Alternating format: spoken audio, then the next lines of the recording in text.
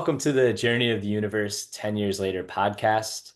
My name is Sam King, and today I'm lucky to be joined by Tamara Litke, who is a science educator and program coordinator for the HR MacMillan Space Center in Vancouver, where she brings a portable planetarium to Vancouver-area schools to teach students about our place in the larger universe.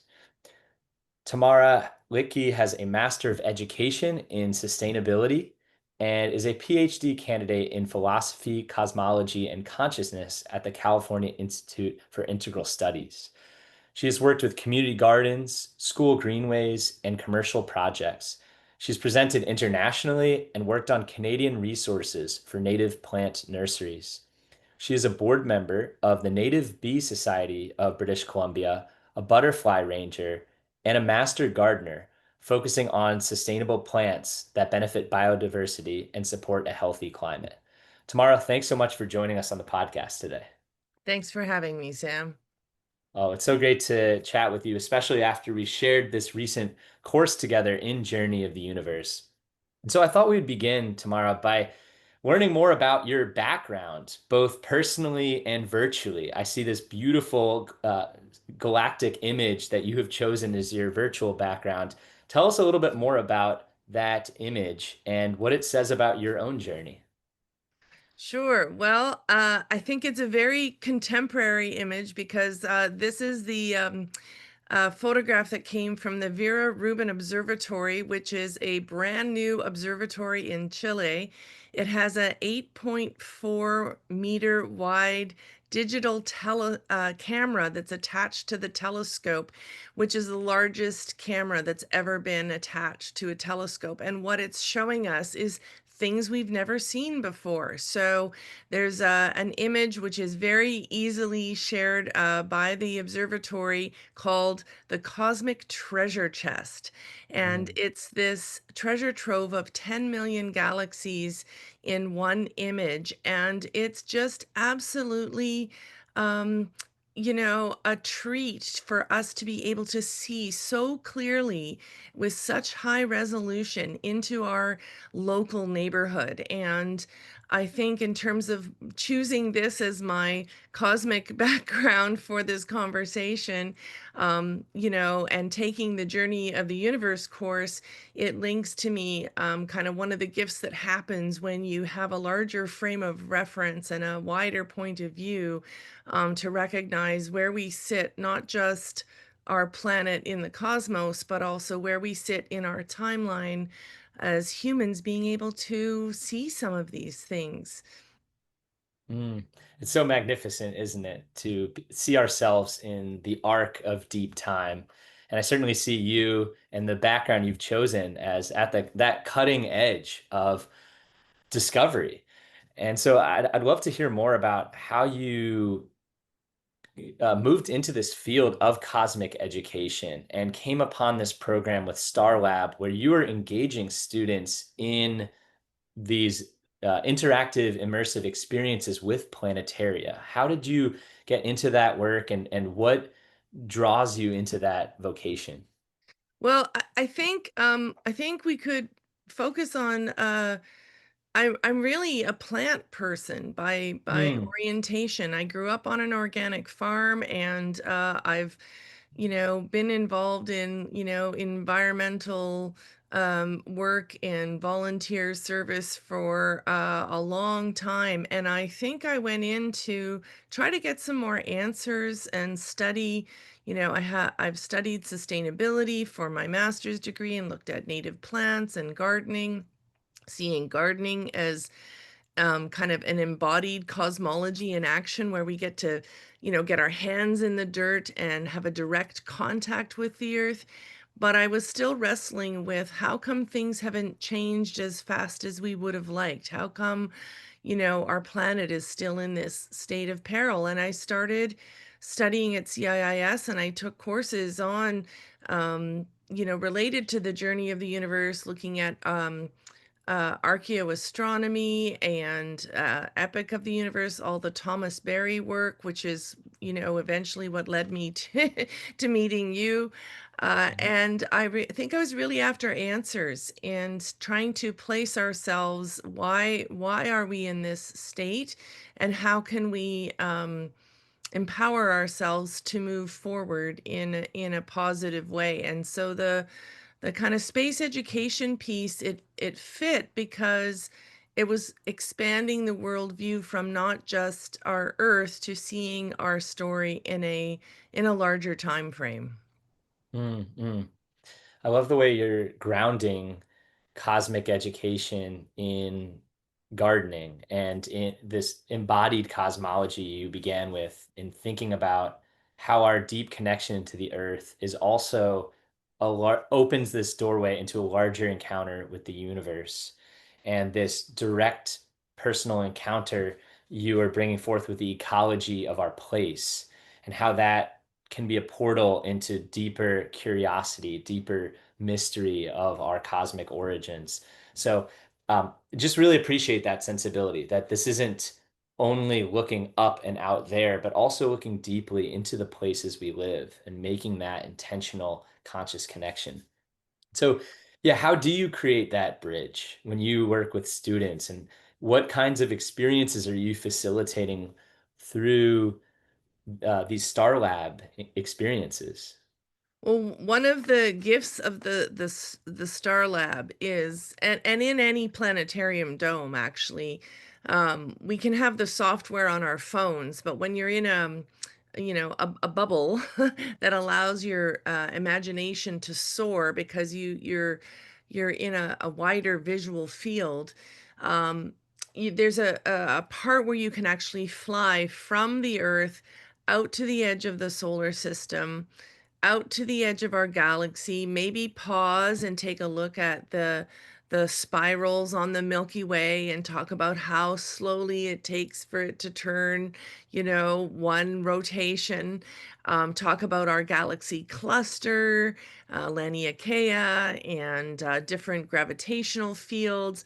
Then you can kind of move out even farther where instead of just stars, it would be more like this screen behind me where you're seeing galaxies and the map that we've been able to map out. And as it telescopes out, you can also see where the camera lines have gone to see this is as far as we've been able to map. And there's so many stars in our Milky Way, we can't actually see side to side. So it's dark on those sides because there's so many stars in the way. And then you can actually go out to here is the map of the observable universe, and you can rotate it around where there's one point where it looks like a butterfly or maybe a bow tie, like it's got this, certain kind of formation. And really, that is our map of where we live. And then, of course, if you go all the way out, you'll get back to the cosmic background microwave radiation, which I watched the video where the 1964, the anniversary of first detecting that echo of the sound of the Big Bang. So it's something to tell people there's things we can see and then there's things we can hear. And of course, can detect all kinds of dark matter. That's what Vera Rubin is famous for, her detection of things that are in different wavelengths that are not just visual or ultraviolet or infrared. And and then you can kind of take that perspective and then kind of ponder it for a minute, go out to the CMB, and then you can fly everybody home. And when you fly everybody home, you're walking them through, as if they were, walking themselves to their very own house. It's like, here's our galaxy, here's the Sagittarius arm. These little lights that we've left on are the constellations we can see from Earth. We're going to go right into that, find our solar system, find our planet, and it's such a gift. And I really do think if we could show every human being on the planet that little experience, it would really shift a lot of conversations, because it's like Carl Sagan's pale blue dot of, here we are in the midst of everything. And isn't it amazing that we know what we know? But it is a privilege to share that perspective, because there's such a fraction of people that are able to access those kinds of things and that kind of knowledge. What a remarkable journey that you're taking these young people on. It's just amazing. And I totally agree that the potential for this cosmological consciousness to create a deep sense of awe and reverence and sense of responsibility for this planet. I wholeheartedly affirm what you're saying about how transformative that experience can be, right? If we lived from that place of deep reverence and a sense of unity as being fellow Earthlings on this marvelous blue-green planet drifting through the cosmos, what implications would that have for nearly every field of earthly endeavor? And so I'm curious, how do students respond to these kinds of experiences? Because it sounds like you're taking them on these deep existential journeys through our solar system, our Milky Way galaxy, right? Our galactic superclusters. And how do you, how do you hold space and what do you hear from these young people? Um, I'll never forget once I had a young boy, maybe 11 or so. He walked out and he said, "Were we in the library that whole time?" Because he really had gone on that journey and understood. And there's other times where even teachers will ask me questions about locations of things, because it really is kind of a game changer. And that's only, one of the programs we do. In the day to day, we get to share different equations, different distances. Like, the thing about space is that it's really, really big. Like, Voyager was launched in 1977, and it's just at the edge of our solar system now. Like, I think it's like almost one light day, never mind a light year, right? So the space is very, very large, and that affords us a very interesting um, opportunity, I guess, in terms of the integration. It's like, what do you do with that knowledge, right? It's like you can have the academic level of knowing these things, or even with gardening. And we were talking earlier about the map is not the territory, so we can have all these writings around ecology and poems and bylaws and policies. But the ground truthing is when you take the map and make it your own.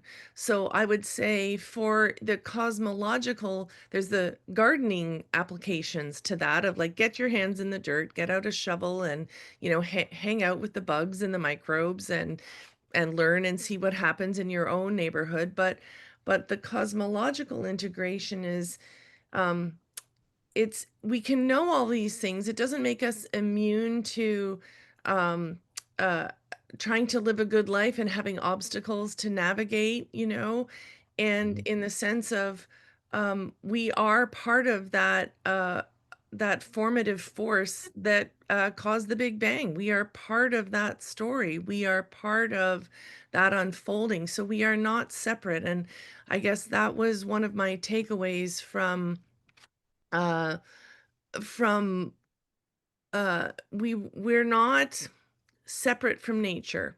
So that's one of the tendencies with my interest in studying ecology was, okay, we're not separate from nature. There's not humans and nature. We're integrated. We're part of the story. We're part of the unfolding. Whatever is happening with the Anthropocene or the sixth great extinction, we are part of that unfolding. As dire as it might seem, you think, oh, we have this amazing planet. Shouldn't we not take care of it? But at the same time, it's bigger than us.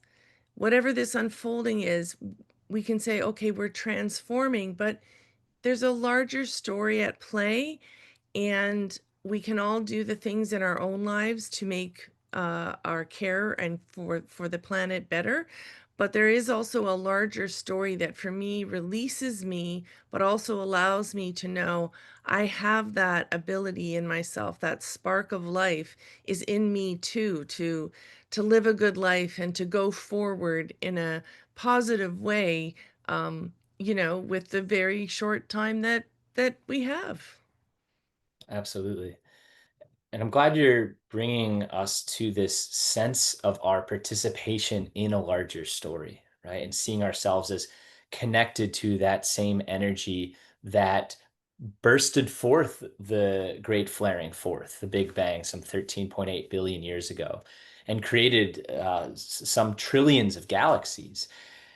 How do we see ourselves as part of that creativity, participating in that larger unfolding? And yeah, I'd love to hear you reflect more about this idea of a universe story because I think it's so transformative and so resonant with what we do here with the Journey of the Universe project.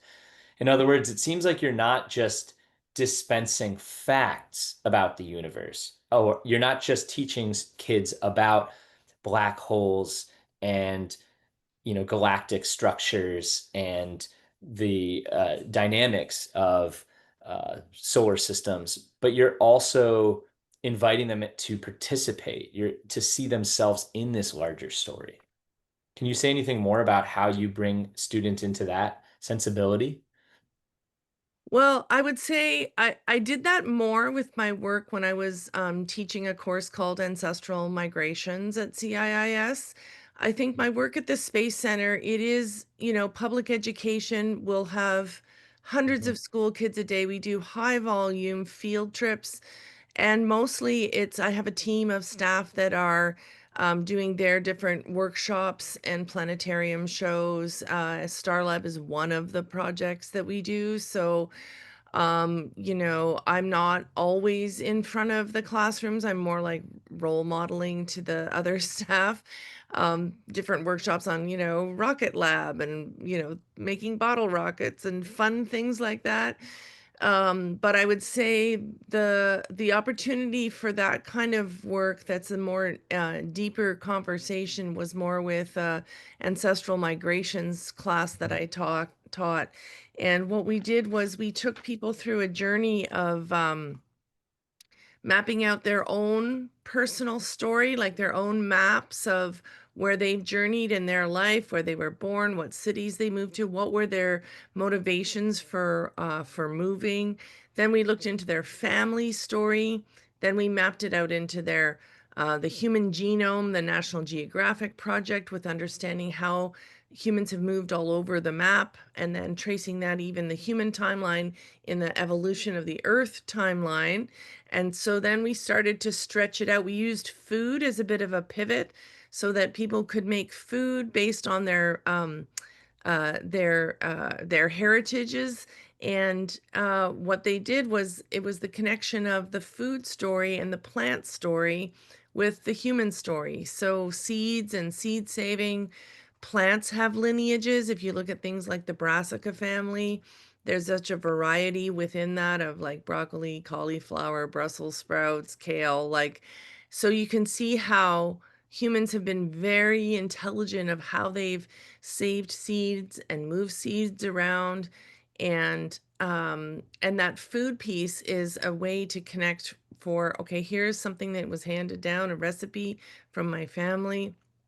And then that kind of opened into the larger cosmological conversation around here we are in a timeline, here we are in space, and then kind of telescoping back out to that macro viewpoint. And it is almost like an hourglass sometimes, where it's like here we can see the expansiveness of the universe, and then you can also see the small microbiomes, the holobionts, if you ever read any Donna Haraway, and she talks about our body as a collection, and that, bacteria are really the ones that rule the world. And, Mhm. I'm just kind of seeing ourselves like in that precious moment in between the micro and the macro.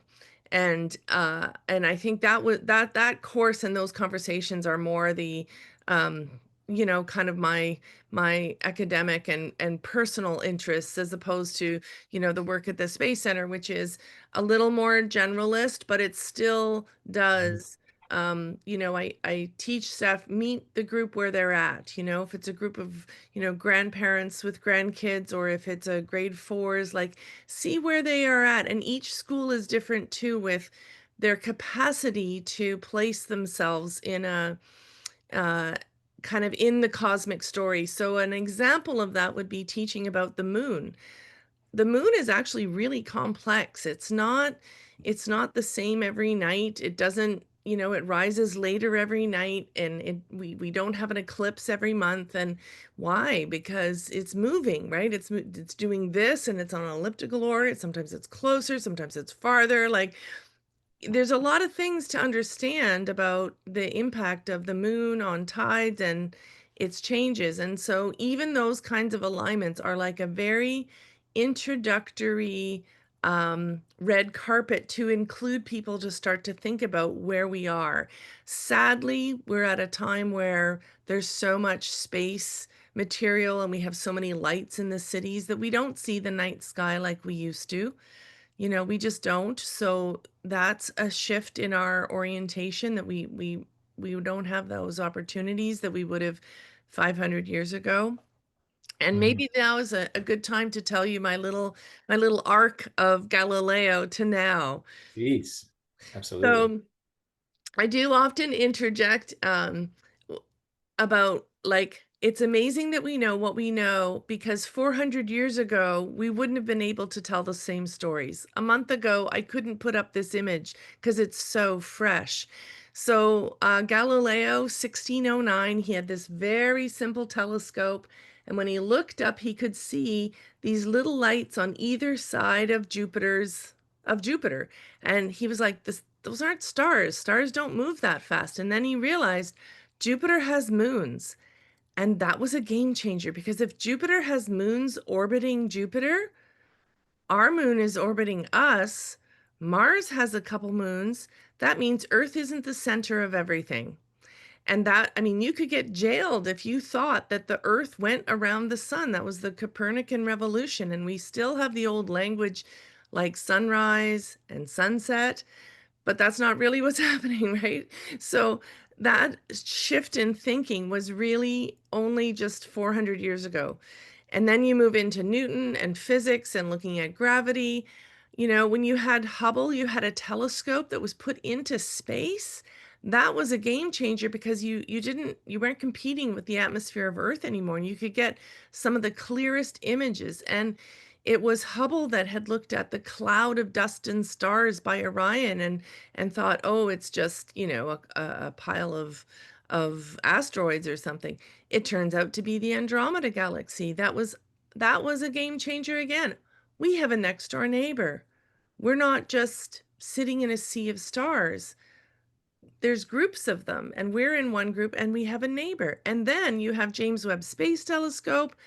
That deep time picture to me is very similar to this one when it first came out, because it was showing us there's over 2 trillion galaxies in the universe. And in each galaxy, there's 400 billion stars.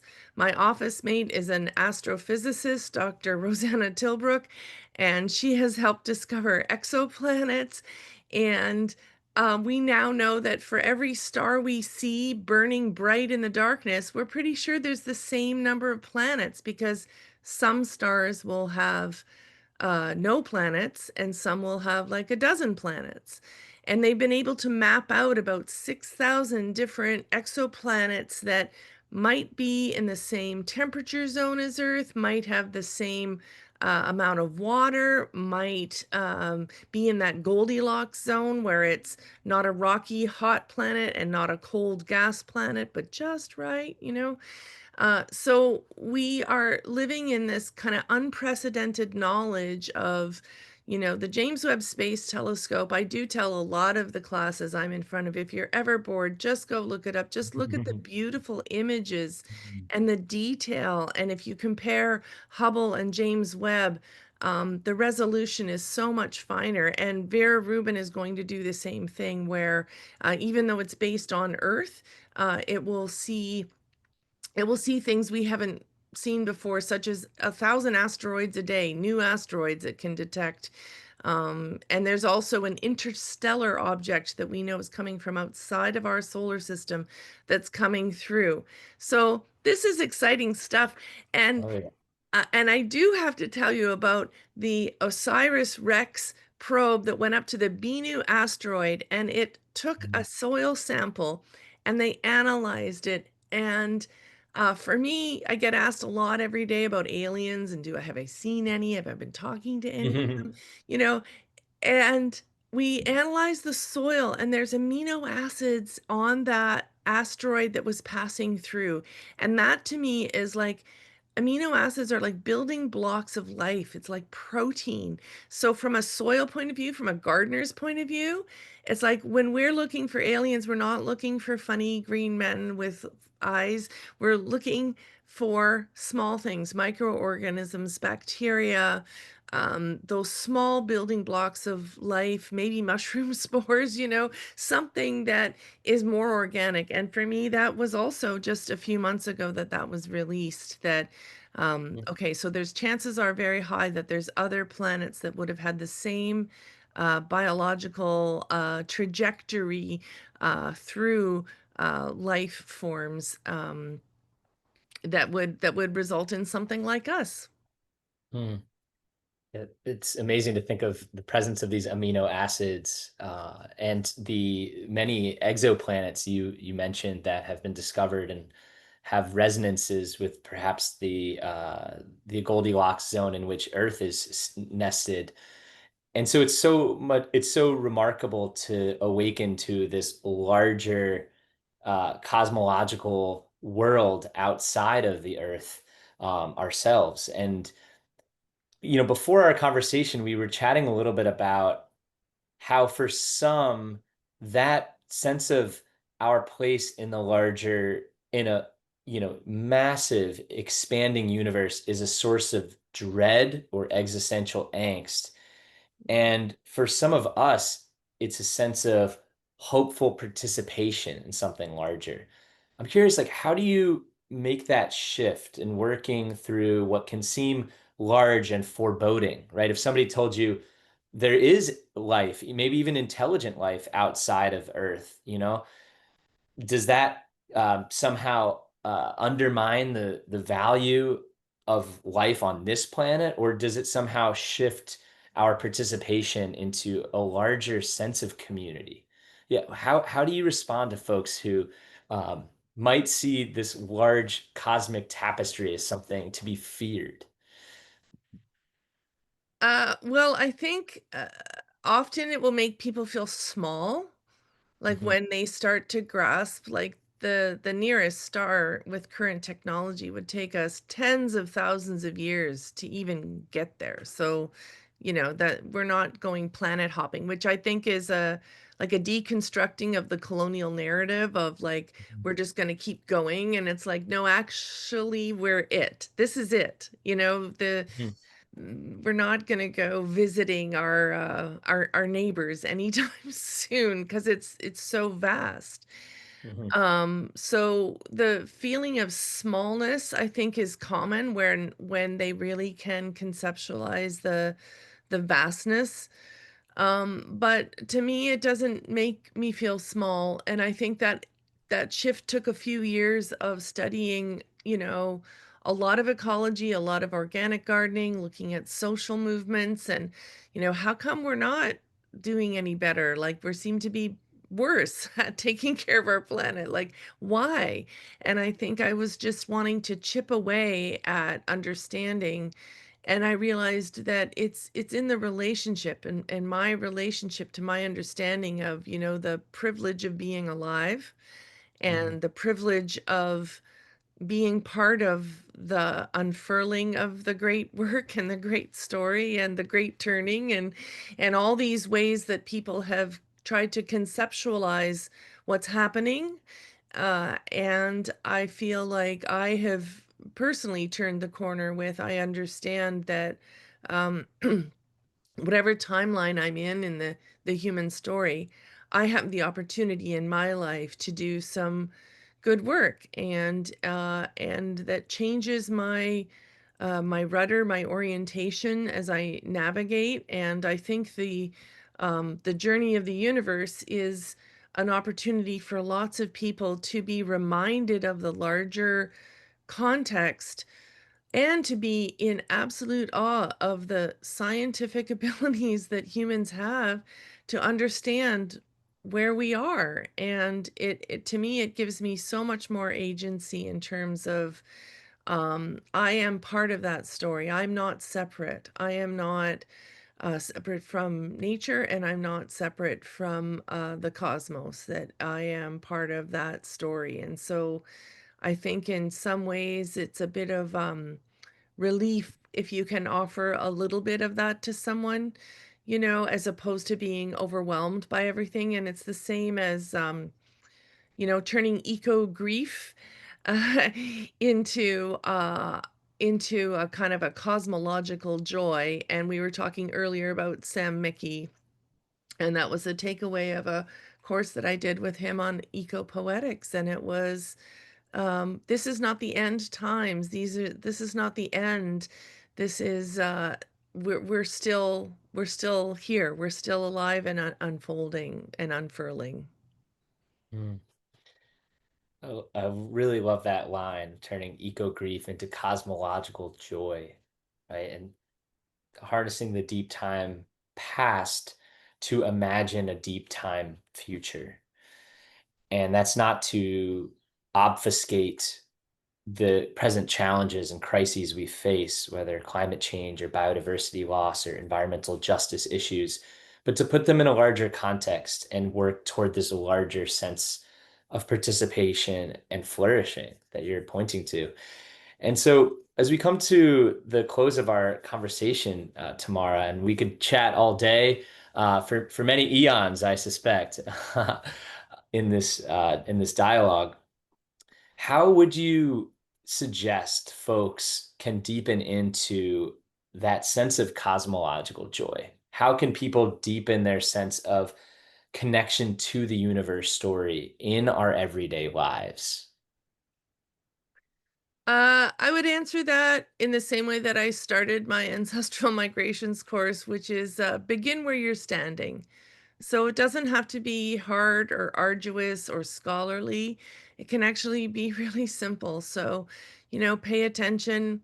If you're a gardener, you have the opportunity to notice things, notice how things grow, try things out, adjust your sails, if something's not working. But also, cosmologically, it's notice notice the difference between the where the sun sets, near solstice versus where the sun sets at equinox. I am lucky my house sits on an axis in Vancouver where precisely at equinox the sun will set down the alley across from my house, and and that's not an accident. That's a city planner who knew their orientations. It's not that different than Stonehenge and thousands of other cultural alignments. Things like the moon. What is the moon doing right now? Can you track time by watching where it's rising, where it's setting? Can you start to figure out what's happening with those cycles? So it's just the simple things of like paying attention to orient yourself and know that we are sitting on a sphere in the midst of a sea of a gazillion other spheres and galaxies. But this is our planet. It's a very special place, and when you can feel that and orient yourself to that, then it also helps you, I think, more holistically be aligned with your life and where you're at. And that's what I've found to be useful is just those simple ways of paying attention, and it doesn't have to be hard. It should be easy. Absolutely. Well, here's to paying attention and aligning with those larger cosmological forces that you have brought forth in today's dialogue, Tamara. Thanks so much for taking the time to chat and for all of your inspiring work with students and at the university level. And I hope that your work will continue to inspire countless others to come to participate more creatively in the life of this planet. So thank you so much, Tamara, for chatting with me today. Thank you, Sam. It's a pleasure. I love all of the ripples that come out of the Journey of the Universe course. It's really beautiful. Thank you for having me. Absolutely. Yes. May those ripples continue to cascade out.